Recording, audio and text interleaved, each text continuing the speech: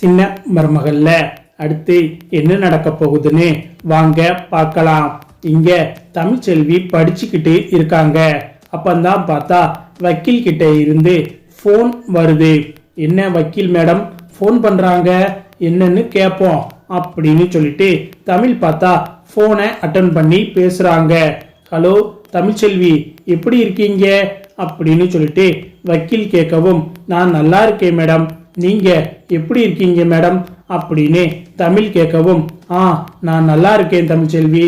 அப்புறம் ஒரு முக்கியமான விஷயம் தமிழ்ச்செல்வி, உங்களோட விவாகரத்து கேஸ்ல கோர்ட் கொடுத்த 6 மாசம் அவகாசம் முடிகிறதுக்கு இன்னும் 1 வாரம் தான் இருக்கு.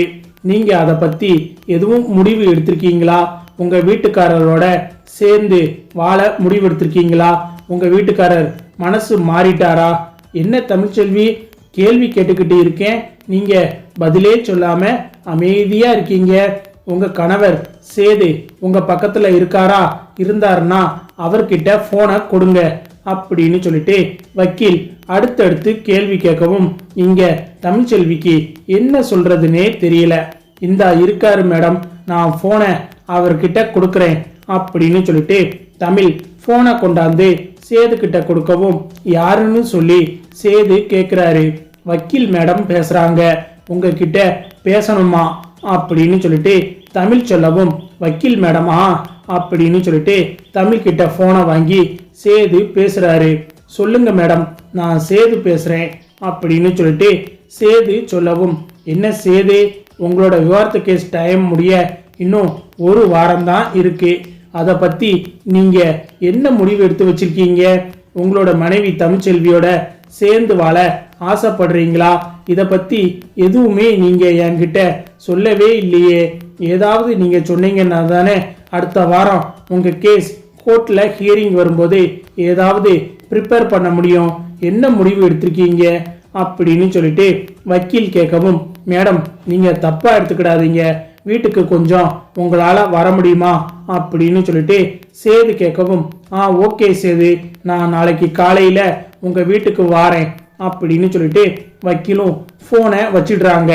ஆமா வக்கீல் மேடம் என்ன கேட்டாக, நீங்க எதுக்கு இப்போ வக்கீல் மேடத்தை வீட்டுக்கு வர சொல்றீங்க அப்படின்னு சொல்லிட்டு தமிழ் சேது கிட்ட கேக்குறாங்க. அது நாளைக்கு காலையில தெரியும் அப்படின்னு சொல்லிட்டு சேது தமிழை பார்த்து சிரிச்சுக்கிட்டே போனை கொடுத்துட்டு போயிடுறாரு. என்ன இவர் பேச்சு ஒரு மாதிரியா இருக்கு, நாளைக்கு தெரியும்னு சொல்றாரு, வக்கீல் மேடத்தை வீட்டுக்கு வர சொல்லியிருக்காரு, ஒருவேளை விவாகரத்தை பத்தி எந்த முடிவு எடுத்திருக்காரு, அதை பத்தி நம்ம கிட்ட எதுவும் சொல்லாம சிரிச்சுட்டு போறாரு அப்படின்னு சொல்லிட்டு தமிழுக்கு பார்த்தா குழப்பமா இருக்கு. அடுத்து மறுநாள் காலையில தமிழ்ச்செல்வி காலேஜுக்கு கிளம்பாம உட்கார்ந்து இருக்கவும் அதை மலர் பார்த்துட்டு, தமிழ் என்ன நீ இன்னும் புறப்படலையா, டைம் ஆச்சு, நான் டியூட்டோரியல் கிளம்புறேன் அப்படின்னு சொல்லிட்டு மலர் சொல்லவும், சரிக்கா நீங்க கிளம்புங்க அப்படின்னு தமிழ் சொல்லவும், நீ ஏன் கிளம்பாம அப்படியே உட்கார்ந்துருக்க அப்படின்னு சொல்லிட்டு மலர் கேட்கவும், இல்லக்கா இன்னைக்கு வக்கீல் மேடம் வீட்டுக்கு வாரேன்னு சொல்லியிருக்காங்க, அதான் அவங்க வந்ததுக்கு அப்புறம் என்ன ஏதுன்னு பேசிட்டு அதுக்கப்புறமா நான் காலேஜ் போகலாம்னு இருக்கேன் அப்படின்னு தமிழ் சொல்றாங்க. வக்கீல் மேடம் வீட்டுக்கு எதுக்கு வராங்க, நீ எதுவும் சொன்னியா அப்படின்னு மலர் கேட்கவும், ஐயோ இல்லக்கா நான் எதுவும் சொல்லல, அவரு தான் அவங்கள வீட்டுக்கு வர சொல்லியிருக்காரு. விவாகரத்து கேஸு அடுத்த வாரத்தோட முடிய போகுதுக்கா, 6 மாசம் கோர்ட்ல டைம் கொடுத்துருந்தாங்கல்ல, அந்த 6 மாசம் அடுத்த வாரத்தோட முடிய போகுதுக்கா, அதை பத்தி பேசுறதுக்காக வக்கீல் மேடம் ஃபோன் பண்ணி இருந்தாங்க, அதனால தான் இவரு வீட்டுக்கு வர சொல்லியிருக்காரு, என்ன விஷயம் ஏது விஷயம்னு தெரியல அப்படின்னு சொல்லிட்டு மலர்கிட்ட தமிழ் பேசிக்கிட்டு இருக்கும் போதே வக்கீல் மேடம் வீட்டுக்கு வந்துடுறாங்க. தமிழ் அப்படின்னு சொல்லிட்டு வக்கீல் கூப்பிடவும், மேடம் நான் வந்துட்டேன் அப்படின்னு சொல்லிட்டு தமிழ் வாராங்க. சரிக்கா நீங்க டியூட்டோரியல் கிளம்புங்க, நான் என்ன ஏதுன்னு பேசிட்டு நீங்க ஈவினிங் வந்ததுக்கு அப்புறமா உங்ககிட்ட சொல்றேன் அப்படின்னு சொல்லிட்டு தமிழ் சொல்லவும், சரி தமிழே நான் கிளம்புறேன் அப்படின்னு சொல்லிட்டு மலர் டியூட்டோரியல் கிளம்புறாங்க. வாங்க மேடம் பெரிய வீட்டுக்கு போகலாம் அப்படின்னு சொல்லிட்டு தமிழ் வக்கீலை கூட்டிட்டு போறாங்க. தமிழ் வக்கீலோட வரதை பார்த்துட்டு அப்பத்தா மோகனா ராஜாங்கம்னு யாருக்குமே ஒண்ணுமே புரியல. என்னடி தமிழே வக்கீலை கூட்டிட்டு வர, என்ன விஷயம் அப்படின்னு சொல்லிட்டு அப்பத்தா கேக்குறாங்க. அப்பந்தான் சேது வாராரு. அப்பத்தா அத நான் சொல்றேன், நான் தான் வக்கீல் மேடத்தை வர சொன்னேன் அப்படின்னு சொல்லிட்டு சேது சொல்லவும், என்னையா சேது எதுக்கு இப்ப வக்கீல் மேடத்தை வர சொல்லி இருக்க அப்படின்னு சொல்லிட்டு ராஜாங்கமும் கேக்குறாரு.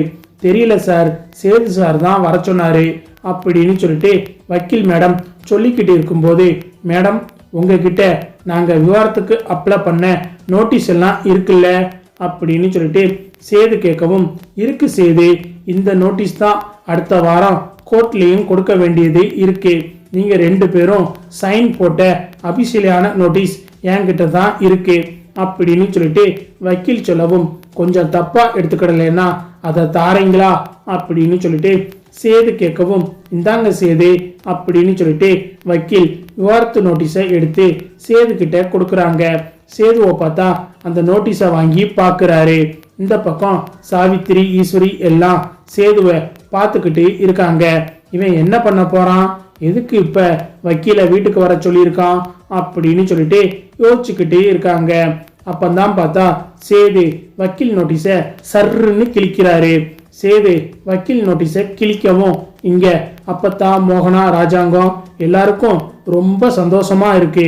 ஆனா சாவித்திரி ஈஸ்வரி தாமரை சித்ரா இவங்க 4 பேருக்கும் வயிறு சும்மா பத்திக்கிட்டு எரியுது. என்ன விவாதத்து நோட்டீஸை கிழிச்சிட்டான், அப்ப இந்த சேது மனசு மாறிட்டானா அப்படின்னு சொல்லிட்டு ஈஸ்வரி முட்டைக்கண்ணை வச்சு திருன்னு முழிச்சு பார்த்துக்கிட்டு இருக்காங்க. என்ன சார் விவாதத்து நோட்டீஸை கிழிச்சிட்டீங்க, என்ன விஷயம் அப்படின்னு சொல்லிட்டு வக்கீல் கேட்கவும், மேடம் இன்னுமா உங்களுக்கு புரியல, நான் என் பொண்டாட்டி தமிழ்ச்செல்வி கூட சேர்ந்து வாழணும்னு முடிவு பண்ணிட்டேன். அதனால எங்களுக்கு விவாதத்து எல்லாம் வேணாம், நான் கையெழுத்து போட்டு உங்ககிட்ட கொடுத்த விவாதத்து நோட்டீஸை எல்லாரும் முன்னாடியும் என் கையால கிழிச்சு போடணும் அப்படிங்கிறதுக்காகத்தான் உங்களை நான் வீட்டுக்கு வர சொல்லியிருந்தேன்.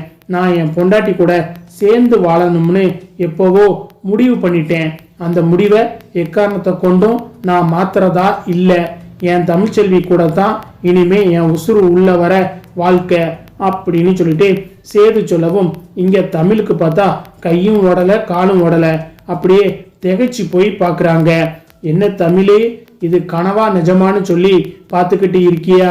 இங்க பாரு தமிழே, என்னைக்கு என் அப்பாவோட உசுரை காப்பாத்தினது நீதான்னு தெரிஞ்சிச்சோ அன்னைக்கே உன் மேல இருந்த கோபம் எனக்கு எதுவுமே இல்லை.